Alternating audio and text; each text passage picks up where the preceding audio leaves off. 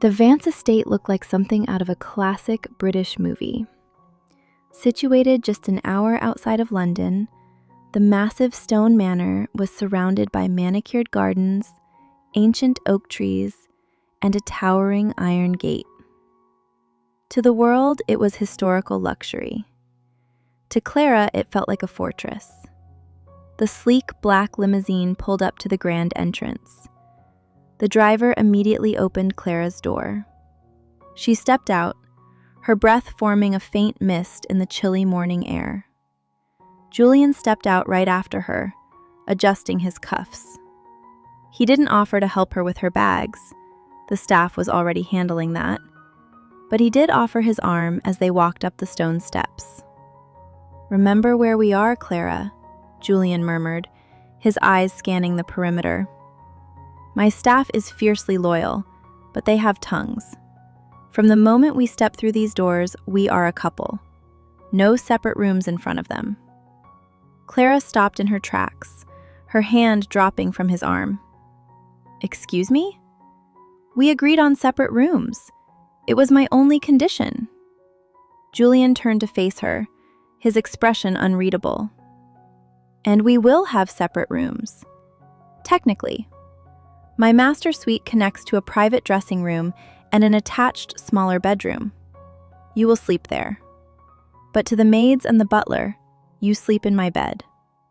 I cannot risk a disgruntled employee selling a story to the tabloids that the great Julian Vance sleeps down the hall from his fiancée."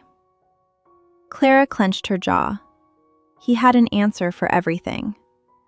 "Fine, but the door between those rooms stays locked."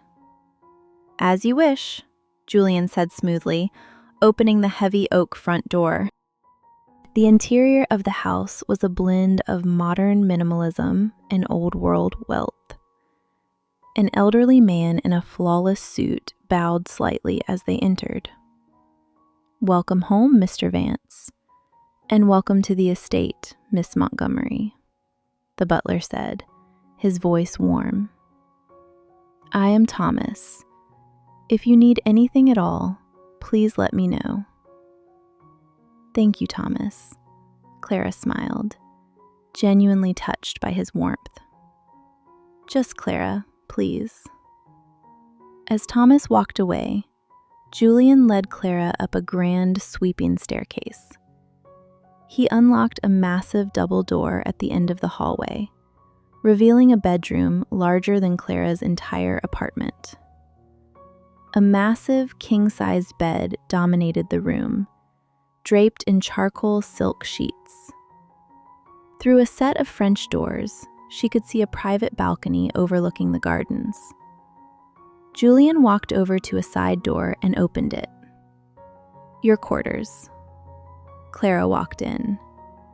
It was a beautiful, cozy room with a queen bed, a fireplace, and a large window. It was luxurious, but the fact that Julian's bed was just a few feet away through the connecting door made her pulse race with anxiety. "You have 1 hour to unpack and change," Julian said, standing in the doorway. Arthur Sterling called. He is sending his personal assistant to deliver the formal invitation for the weekend gala. We need to look cohesive, intimate. "I understand," Clara said, turning her back to him to open her suitcase. "Clara." She turned around. Julian was still standing there, his gray eyes fixed on her. The cold businessman persona seemed to waver for a split second. "The check was cleared this morning. Your mother has already been admitted to the clinic in Switzerland. The doctors there have already started the new protocol." Clara felt a wave of intense relief wash over her. The heavy burden she had carried for months suddenly felt lighter. Tears pricked the corners of her eyes, but she blinked them away, refusing to let him see her cry. "Thank you, Julian," she whispered. "You kept your word." "I always keep my word," he replied coldly, the wall snapping back up. "Do not be late for lunch." He shut the connecting door.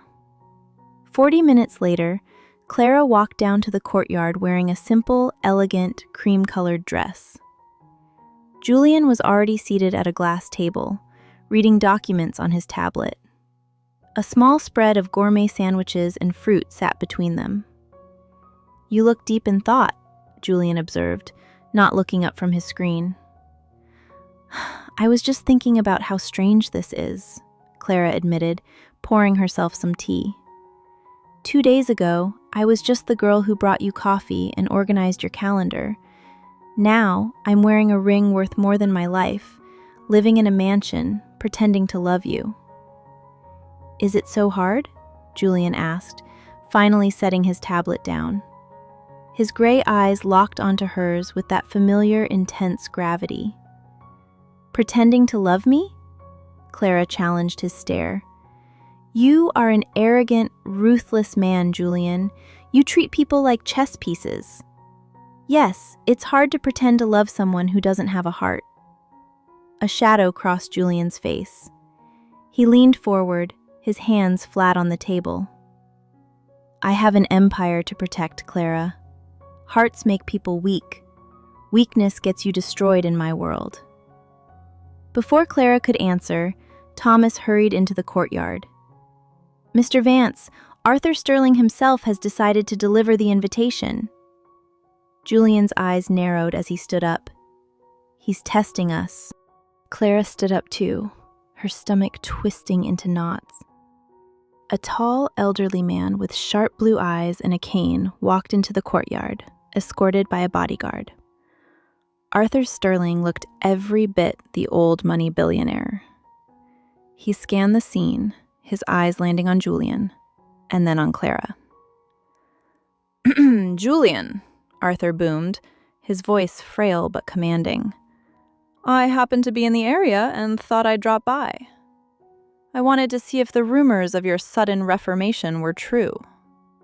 Julian put on his perfect, charming smile and stepped forward to shake the old man's hand. "Arthur, what a pleasant surprise. You should have told me. We would have prepared a proper lunch." "No need," Arthur dismissed, his sharp eyes moving to Clara. "And this must be the lovely Clara, the woman who tamed the Wolf of London." Clara felt Julian's arm slide around her waist, pulling her tightly against his side. His thumb brushed against her hip in a way that felt entirely too intimate. "She is," Julian said, his voice laced with a strange, possessive warmth. "She's the best thing that ever happened to me." Arthur smiled, but there was a skeptical glint in his eye. "Beautiful, truly. But actions speak louder than words, Julian. My estate this weekend will be filled with the board members. If this marriage is a sham just to secure my signature on the merger, I will know. And I will ruin Vance Global." Clara felt Julian's muscles tense under his suit. The threat was clear. One slip-up this weekend, and everything Julian built would crumble, and her mother's treatment would disappear. Arthur looked at them both, a challenge in his smile. "I look forward to seeing how well you two know each other on Friday. Don't disappoint me."